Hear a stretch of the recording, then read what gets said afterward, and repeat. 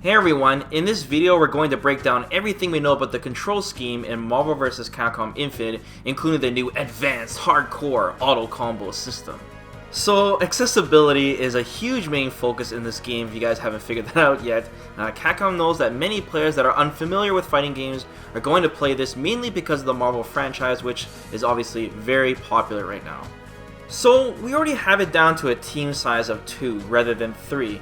And the ability to call and assist has been removed, which is already signs of accessibility. But what about the controls themselves? What has Capcom done with that?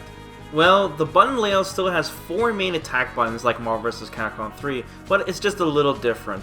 Rather than having light, medium, hard, and the special button used for launchers, we now have light punch, light kick, hard punch, and hard kick. These 4 attack buttons will of course be on the face of the controller. Now Marvel vs. Capcom 2 also had the light punch, light kick, hard kick control scheme, but doing a chain with lights in that game led to medium strength attacks. So technically Marvel vs. Capcom 2 did have 3 sets of strength. This doesn't seem to be the case with Marvel vs. Capcom Infinite, so it's still original. Now, as for the 2 buttons that were used to call each assist, they are now replaced with a tag button, since you only have 2 characters, and the Infinity Stone button, which we will go in more detail in another video. Now, the tag button makes sense, since we only have 2 characters and we'll be switching between our characters very frequently during the match with the new freeform tag system that we went over the last video. And as you guys can see, the game is especially suited for pad players, as there is very little multiple button commands to worry about. Okay, so let me show you guys a sample combo using the buttons I just mentioned. Let's look at Hulk because that's the easiest to distinguish. So he starts the combo off with jumping hard kick, and then he goes crouching light kick into crouching hard kick, which knocks the opponent down, and then he OTGs and picks him off the floor with crouching light kick, and then crouching hard punch.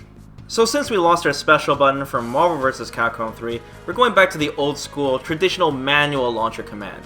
It's basically just a command normal that launches for you. So for many characters this will be crouching hard punch, but I'm not sure if this will be universal for every character because I already see Chun-Li in this footage launch with what looks like standing hard kick, I'm pretty sure. Now after Hulk launches the opponent, he follows up with a light punch, light kick, hard punch, and then a down hard punch. So once again, with the loss of the special button, in order for us to end our air combos properly, we have to use a spike command to slam our opponent back down to the ground. For Hulk, his spike command is down hard punch in the air, similar to how he uses this as a launcher command on the ground. It's also safe to assume that the spike command will be different for other characters as well, like using down hard kick for example. Now the purpose of the spike is to cause a ground bounce, allowing each character to easily continue the combo from the air back down to the ground. You also have the option to switch into your partner and then continue from the ground that way as well.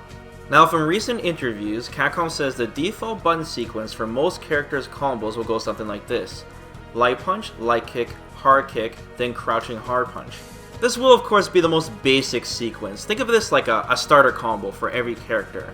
But the idea is, if you rotate counterclockwise on the buttons on your controller, it makes it easier for you to remember. However, that's not all. Capcom has made this even easier with the auto combo system. Alright, so this is how it works. Players will now be able to automatically perform a standard ground to air combo sequence by repeatedly just pressing the light punch button. Now just to be clear guys, there's no additional directions needed for this. This will automatically make your character, launch them up, jump, and pursue them, and continue the air combo. The game will take care of everything just by pressing the light punch button. There's also no penalty for using the auto combo, such as damage scaling. It will do the same amount of damage as if you manually did it yourself. Now this makes a lot of people worried, obviously. It makes me worried. Capcom says the drawback to it is that it will always be the same standard string for each character, which is the most basic string, which you have no control over. So in order for players to do more damage, they have to of course learn to manually do the combos themselves without assistance. The main idea is that players who are unfamiliar with fighting games will also be able to quickly jump in and perform combos, then eventually learn to do more advanced ones once they get comfortable. Though in my experience, most players, when they have a system like this that makes them be able to do an auto combo, they're not going to want to learn to do more combos, they're just going to keep using this forever and rely on it. But I understand what Capcom is trying to do. The 2 most important things when you add systems like this is to make sure 1, it can't be exploited by players that do know what they're doing, and the second thing is to also make sure the game doesn't lose depth for this as well. but of course I'd rather talk about this in more detail, so that's for another video, guys. So auto combos aren't the only thing. Each character now has the ability to do a level 1 super by simply just pressing the hard punch and hard kick button at the same time without any directions at all. Now the drawback to this is that it's only one super assigned to these buttons. So to do the other supers available to your character, you have to learn to manually execute them.